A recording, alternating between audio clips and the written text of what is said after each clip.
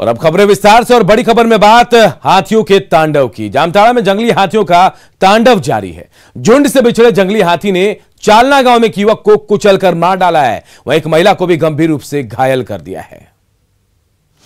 जंगली हाथियों का आतंक, एक युवक को कुचलकर मार डाला, एक महिला को किया घायल। जामताड़ा के चालना गांव में यह मौत के बाद का सन्नाटा है। हाथियों के झुंड से बिछड़े एक हाथी ने एक युवक को कुचलकर मार डाला। बताया जा रहा है कि गांव में घुसे हाथी ने फुरकान अंसारी पर हमला कर दिया, जिससे उसकी मौके पर ही मौत हो गई। चालना गांव के ही टुडुकडी टोला में जोगेश्वर मरांडी के घर को भी हाथी ने क्षतिग्रस्त कर दिया। हाथी ने उसको 3 जगह पर उसका जो है दांत जो है उसमें गड़ा दिया, गड़ा करके उसको जान मार दिया। जान मारने के बाद यहाँ जामताड़ा की जिला परिषद आया, आने के वन विभाग भी आया, आके जांच पड़ताल भी किया। हाथी के तांडव का सिलसिला चालना गांव तक ही नहीं रुका। बैजनाथ डी गांव में भी एक महिला पर हाथी ने हमला कर दिया। महिला की स्थिति गंभीर बनी हुई है। वन विभाग को सूचना देने के बाद विभाग कार्रवाई में जुट गई है। एक हाथी के द्वारा समय करीब 2:55 सुबह में एक आदमी को कुचल दिया गया है और उसकी मृत्यु हो चुकी है। अभी आए हुए थे फॉरेस्ट रेंजर लोग और देख के गए हुए हैं। हम यहाँ इंक्वेस्ट तैयार कर रहे हैं। इसके बाद इसको शवगृह ले जाया जाएगा। हालांकि आतंक मचाने के बाद हाथी जंगल की ओर भाग निकला, लेकिन उसके उत्पात को लेकर ग्रामीण अभी भी दहशत में हैं। जामताड़ा से न्यूज़ 18 के लिए सुमन भट्टाचार्य की रिपोर्ट। पलामू के पोखराहा में कार और ट्रक की सीधी टक्कर में पुलिस जवान समेत 3 लोगों की मौत हो गई। पुलिस जवान डाल्टनगंज से रांची की तरफ जा रहे थे और इसी दौरान यह हादसा हुआ। पुलिसकर्मी अखिलेश यादव, उनकी पत्नी और बेटे की इस हादसे में मौत हो गई। तो पलामू से बड़ी खबर, जहां 3 लोगों की सड़क हादसे में मौत हो गई है। पुलिस जवान बताया जा रहे हैं कार और ट्रक में टक्कर हुई थी और पुलिस जवान अपने परिवार के साथ रांची की तरफ जा रहे थे और इस हादसे में पुलिस जवान के साथ उनकी पत्नी और बेटे की भी मौत हुई है।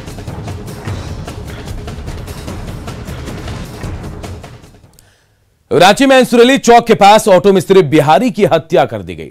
देर रात सोते वक्त बदमाशों ने धारदार हथियार से इस वारदात को अंजाम दिया। मृतक जो है वो बिहार का रहने वाला था और पिछले 10 सालों से यहां रह रहा था। पुलिस हत्यारों की तलाश में जुट गई है।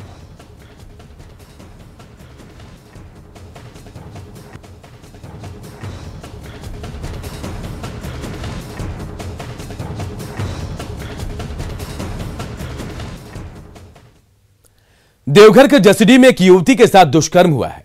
बताया जा रहा है कि मंगलवार की रात को युवती घर से निकली और देर रात तक वापस नहीं लौटी। परिजनों ने तलाश की लेकिन वो मिली नहीं। आज सुबह सूचना मिली कि युवती बेसुध सड़क किनारे पड़ी है। परिजनों के मुताबिक उसके प्रेमी ने इस वारदात को अंजाम दिया है। पुलिस की मदद से पीड़ित को अस्पताल में भर्ती कराया गया है और वहीं आरोपी की तलाश भी की जा रही है। एक कुंजीसर गांव की एक लड़की का प्रेम प्रसंग किसी लड़के के साथ चल रहा था। दोनों में हो सकता है कि शादी के पर्पस से या किसी और पर्पस से या घर से बाहर निकली थी, जो पिछले रात से ही गायब थी। जब सुबह गांव वालों ने इसे देखा तो लड़की यहीं पे रेलवे ट्रैक के बगल में बेसुध अवस्था में पड़ी हुई है और उसके साथ शायद कुछ हो सकता है कि दुष्कर्म का कुछ मामला वो इलाज के दरमियान पता चले कि हो सकता है उसके साथ दुष्कर्म की मामला भी हुई है। इधर धनबाद में एक नर कंकाल मिला है। झरिया में सब्जी बागान के एक खेत में नर कंकाल मिलने से सनसनी फैल गई। कंकाल दलदली स्थल से मिला है। जानकारी मिलने के बाद भारी संख्या में लोग वहां जुट गए। वहीं मौके पर पहुंची पुलिस ने शव को कब्जे में लिया। मृतक की अभी तक शिनाख्त नहीं हो पाई है।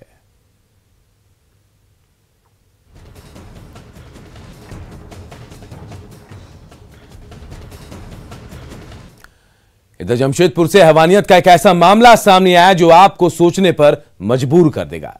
यहां एक पिता ने अपने पूरे परिवार को बेरहमी से मौत के घाट उतार दिया। क्या है इस कत्ल के पीछे का राज, इस रिपोर्ट से जानते हैं। हथौड़े से वार, बर्बाद हुआ पूरा परिवार। ना पत्नी मिली, ना प्रेमिका का प्यार।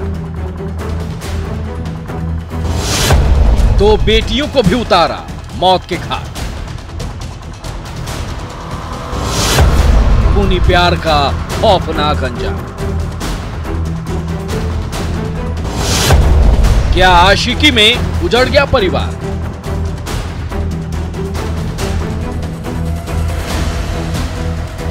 कातिल दीपक की गिरफ्तारी कर। पति और पत्नी का रिश्ता प्रेम और विश्वास पर टिका होता है। अगर इस रिश्ते में प्रेम और विश्वास खत्म हो जाए तो रिश्ता ही नहीं बचता। जी हाँ, हम बात कर रहे हैं एक ऐसे पति की जिसने 7 जन्मों तक पत्नी का साथ निभाने की कसमें खाई थी, लेकिन उसे दरकिनार कर अपने ही हाथों से उसने अपनी पत्नी और 2 मासूम बच्चे के साथ एक टीचर की भी जान ले ली, जिसके बाद लौह नगरी में हाहाकार मचा हुआ है। पति दीपक जो है, पूरी संभावना है कि पूरी घटना उसी के द्वारा कारित किया गया। सबसे पहले अपनी पत्नी, उनके अपनी 2 बेटियां, उसके बाद ट्यूशन पढ़ाने वाली टीचर, उसके बाद अपना करीबी आदमी रोशन, अंकित, इन सबों की पहले तो 4 आदमी की हत्या किया। दरअसल जमशेदपुर में एक साथ 4 लोगों को मौत के घाट उतार दिया गया। इस फोटो फ्रेम को देखिए, इसमें से 2 बच्ची और एक महिला की हत्या कर दी गई है। हत्या का इल्जाम पति पर ही है, यानी यही वो कातिल है जिसने अपनी 2 बच्ची और बीवी को मौत के घाट उतार दिया, अपने हंसते खेलते परिवार को बर्बाद कर दिया। इतना ही नहीं, इल्जाम है कि इस कातिल शैतान ने एक टीचर रिंकी घोष को भी मार डाला। रात्रि में अपने वाइफ और अपने दोनों बेटियों की हत्या किया। उसके बाद दिन में जब टीचर आई तो उसकी हत्या किया। इसके बाद अपने नज़दीकी आदमी को बुला करके उसको हत्या करने की कोशिश की। तो अभी तक जो पुलिस के सामने आई है, चूँकि वो फरार भी है, तो उसका सब्सिक्वेंट कंडक्ट और प्रीवियस कंडक्ट जो अभी तक छानबीन में पुलिस को जो आया है सामने, उसके अनुसार मेन हत्यारा वही है। 4 हत्या का आरोप टाटा स्टील के कर्मचारी दीपक पर है। हत्या की गुत्थी अभी भी उलझी हुई है। ट्यूशन पढ़ाने वाली टीचर रिंकी घोष की हत्या से वारदात और पेचीदा हो गया है। जांच में तो ये बात नहीं आई है कि टीचर से उसका प्रेम प्रसंग है। ये तो उसके पकड़ाने के बाद खुलासा होगा। पहले जो टीचर का डेड बॉडी देखने से क्लियर आ रहा है, उससे ऐसा समझ में आ रहा है कि उनके साथ कुछ गलत कार्य भी इसके द्वारा किया गया है। बहरहाल इस घटना की जितनी भी निंदा हो कम है। पति पत्नी का पवित्र रिश्ता विश्वास की डोर से बंधा होता है और इसमें किसी भी शक की गुंजाइश नहीं होती। यदि इस रिश्ते में कोई संदेह भी हो तो उसका हल हत्या कदापि नहीं हो सकता। पत्नी के साथ साथ 2 मासूम बच्चों की हत्या से सभी समाज ही नहीं बल्कि हैवानियत की भी रूह कांप गई है। लिहाजा पुलिस इस मामले की गंभीरता से जांच कर रही है। लेकिन सवाल यह है कि क्या दीपक ने आशिकी में खूनी वारदात को अंजाम दिया है या फिर इस कत्लेआम के पीछे कोई और वजह है। इधर पुलिस भी पोस्टमार्टम रिपोर्ट का इंतजार कर रही है, जो हत्या की अनसुलझी गुत्थी को सुलझाने में मददगार साबित होगी। फिलहाल तफ्तीश जारी है। न्यूज़ 18 के जमशेदपुर से अभिनव की रिपोर्ट।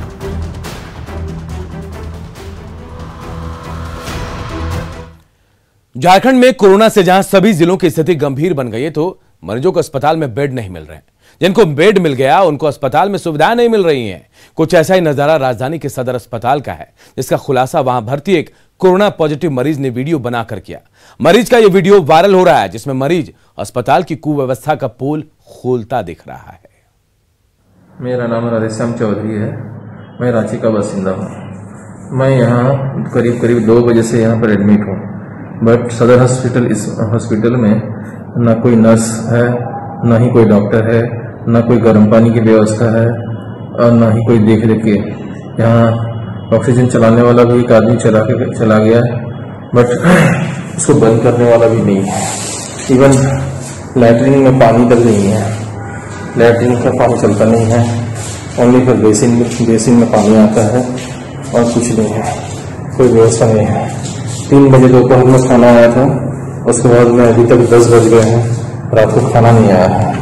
मैं आपको दिखाता हूँ वहीं बाथरूम का क्या स्थिति है।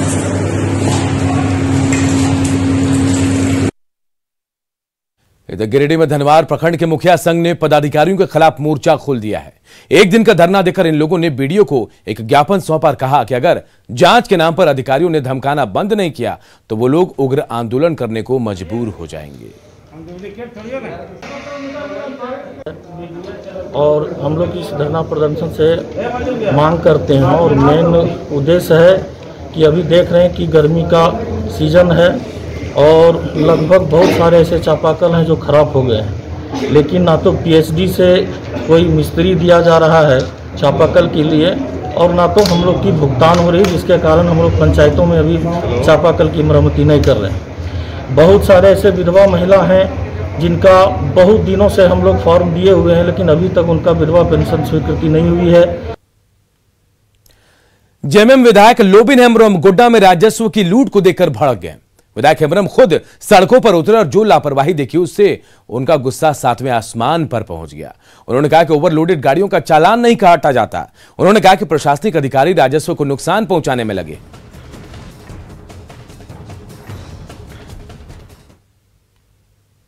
आज हमने देखा कि सही में क्या हो रहा है। प्रशासन, जिला प्रशासन क्या कर रहा है। आज हम 10:30 बजे निकले हैं और 7 बजे भोरियों तक हम पहुंचे हैं, वहां से लौट रहे हैं। एक भी गाड़ी में चालान नहीं है। अभी आप लोग जाइए, यहाँ से लेकर के 70-80 गाड़ी लगी हुई है कतार में, एक भी गाड़ी में चालान नहीं है। मात्र एक गाड़ी में चालान था। गिरिडीह के होनहार लाडले ने यूपीएससी एग्जाम क्रैक किया है तो पूरा गांव जश्न में डूब गया। फिर तो गांव की सड़क पर बैंड बाजे के साथ ऐसी बारात निकली जो आज तक किसी ने देखी नहीं होगी।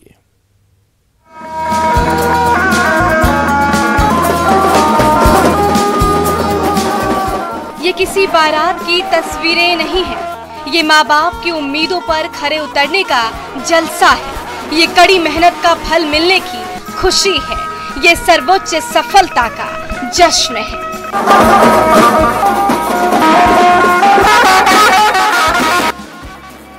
गिरिडीह के छोटे से गांव करिहारी की गलियों में उत्सव सा नजारा है। हर कोई नाच रहा है, झूम रहा है और अपने गांव के होनहार लाडले सुशील की कामयाबी का जश्न मना रहा है।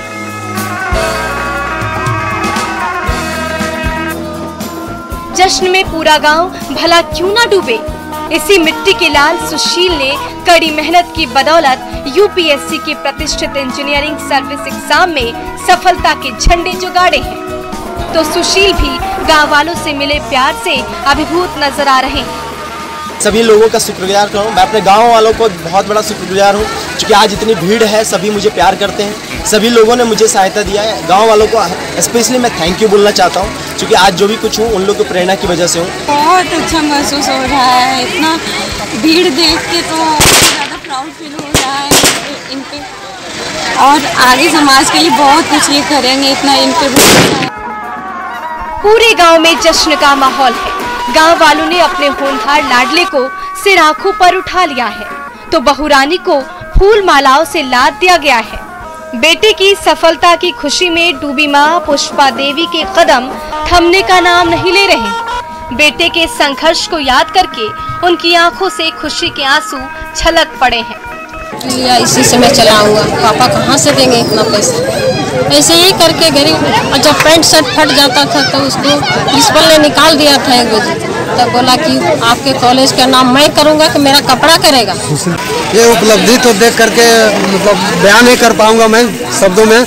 मेरी खुशी जो है आप सबका प्यार और सहयोग, और ये मेरा जो बेटा है, ये जो भी कुछ आज देख रहे हैं इसके अपने व्यक्तिगत मेहनत के बदौलत।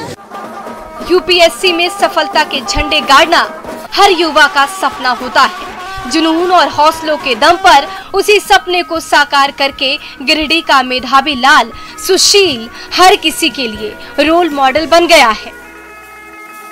न्यूज़ 18 गिरिडीह। इधर धनबाद के एक बेटे का चयन इसरो में वैज्ञानिक के पद पर हुआ है। बेटे की सफलता से माता पिता खुश हैं। सरायढेला विकासनगर के रहने वाले रेल कर्मचारी चंद्रभूषण सिंह का बेटा आशुतोष कुमार का चयन इसरो में वैज्ञानिक के पद पर हुआ है। आपको बता दें कि चंद्रभूषण सिंह धनबाद रेल मंडल में मेल एक्सप्रेस के गार्ड हैं। आशुतोष की प्रारंभिक पढ़ाई डिनोबली से हुई, उसके बाद दून पब्लिक स्कूल और बीआईटी मिश्रा और फिर आईआईटी आईएसएम से आशुतोष ने अपनी पढ़ाई पूरी की। फाइनली साइंटिस्ट पोस्ट पर सिलेक्शन हुआ तो अच्छा लग रहा है। इसरो का काम देश के हर गरीब के लिए, हर पिछड़ों के लिए बहुत सारा हम सैटेलाइट्स बनाते हैं। इसरो सैटेलाइट्स बनाती है जिससे इरिगेशन में, हेल्थ केयर में, फिर डिफेंस में बहुत सारी मदद मिलती है। तो उसी क्षेत्र में कुछ काम करना है। बहुत अच्छा लग रहा है। मतलब होली के दिन खबर मिला तो बहुत अच्छा लगा, खुशी और दुगना हो गया हम लोग का। बचपन से पढ़ने में बहुत शौकीन था ये। मतलब 4-5 साल की उम्र में ये सब बच्चे लोग जैसे खेल कूद मैदान में जाते थे तो ये डिक्शनरी वगैरह लेकर के मतलब अपना ये उसमें देखते रहना है, क्या पढ़ते रहना है। सब बच्चे लोग को मैदान से प्रेम था तो इसको घर में सब कॉपी किताब से। काफ़ी गर्व महसूस हो रहा है, बहुत अपार खुशी हो रही है। एक पिता यही चाहता है कि उसका बेटा बहुत आगे निकले और कोई न कोई कीर्तिमान स्थापित करे, जिससे हम लोग का कलेजा काफ़ी चौड़ा हो चुका है और अपार खुशी है। इसके सफलता से हमको बहुत खुशी है। एक तरफ कोविड टेस्टिंग के बैकलॉग तो दूसरी तरफ टेस्टिंग ड्राइव को ज्यादा रफ्तार देने को लेकर जिला प्रशासन की तरफ से रांची में 10 नए टेस्टिंग पॉइंट। राजू रोड पे हिंदी बालक मिडिल स्कूल है पहाड़ी टोला में, राज्यकृत प्राथमिक विद्यालय है सीसीएल कॉलोनी में, राज्यकृत मध्य विद्यालय है कर्मी टोली में, राज्यकृत प्राथमिक विद्यालय है मंदिर अरगोड़ा में, सेठ सीताराम विजयवर्गीय उच्च विद्यालय डोरंडा में, राज्यकृत मध्य विद्यालय जगन्नाथपुर में। बहुत चुनौती है सर, अभी तक तो किए हैं हम लोग को, तो करना तो है ही पब्लिक का सेवा के लिए। तो हम लोग का तो लाइन ही वैसी वही है, इसीलिए करना ही है हम लोग को तो सेवा। टेस्टिंग की बात है तो जो टेस्ट कर रहे हैं वो भी ह्यूमन बींग्स है और पिछले एक हफ्ते से हम लगातार हम लोग कोशिश कर रहे हैं कि हमारे लैब टेक्नीशियंस और जो लोग टेस्ट सैंपल्स लेते हैं उनकी संख्या को बढ़ाया जाए। कई बार प्रयास किया गया 40 टीम बढ़ाने के लिए, तो कुछ लोग निकल जाते हैं, छोड़ के चले जाते हैं। और रांची में अब कोरोना के मरीजों की संख्या, वैक्सीन और बेडों की उपलब्धता की सारी जानकारी एक ही जगह मिल जाएगी और इसके लिए आपको ranchi.nic.in पर जाना होगा। इस वेबसाइट पर आपको कोरोना की हर जानकारी मिल जाएगी। रांची के उपायुक्त के मुताबिक सिस्टम को पारदर्शी बनाने के लिए यह कदम उठाया गया है। का कोविड डैशबोर्ड को हम लोगों ने लाइव कर दिया है और जिसकी जानकारी आप ranchi.nic.in जो डिस्ट्रिक्ट का जो ऑफिशियल वेबसाइट है वहाँ पर जाकर आप सारी जानकारी ले सकते हैं। कोविड में कितने केसेस लाइव हैं, कितने एक्टिव केसेस हैं, कितने डेथ्स हुए हैं, क्या रिकवरी रेट है हमारा, इसके अलावा किस अस्पताल में कितने बेड्स उपलब्ध हैं, इसको भी हम लोग समय समय पर अंतराल पर जैसे जैसे हमारे पास सूचना उपलब्ध रहेगी उसको हम लोग अपलोड करते रहेंगे। इस बुलेटिन में इतना ही, लेकिन खबरें लगातार जारी है। देखते रहिए News 18 बिहार झारखंड।